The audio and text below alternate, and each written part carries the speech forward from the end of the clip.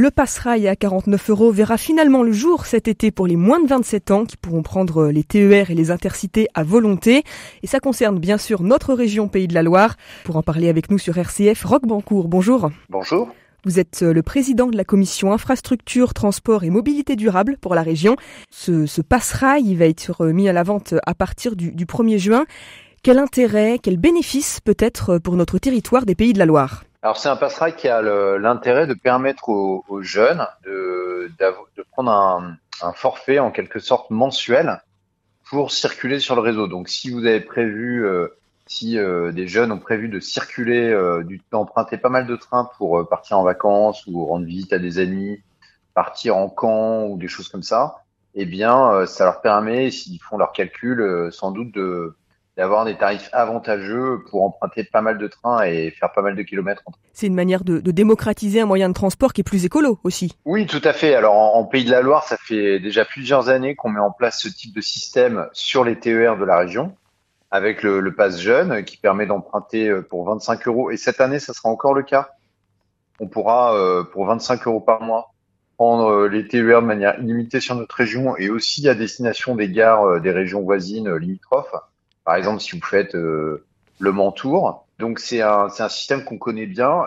L'intérêt du système gouvernemental, c'est qu'il permet d'aller qui permet d'aller dans toute la France avec les TER et les intercités, et pour la somme de 49 € par mois. Ce Pass Jeune mis en place par le gouvernement, il vient compléter ou est-ce qu'il entre en concurrence avec le dispositif qui est mis en place dans la région ?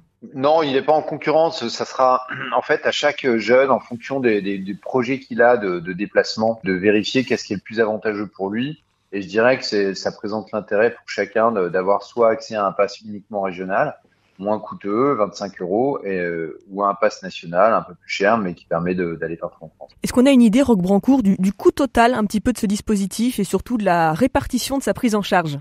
Alors en fait, normalement l'État prendra en charge à peu près 80% du coût, en tout cas 80% des recettes seront reversées aux régions.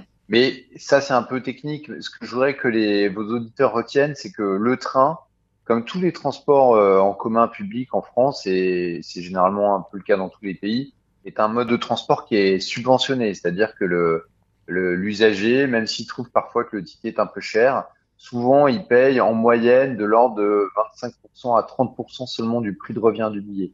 Le coût global des transports TER, c'est beaucoup plus élevé.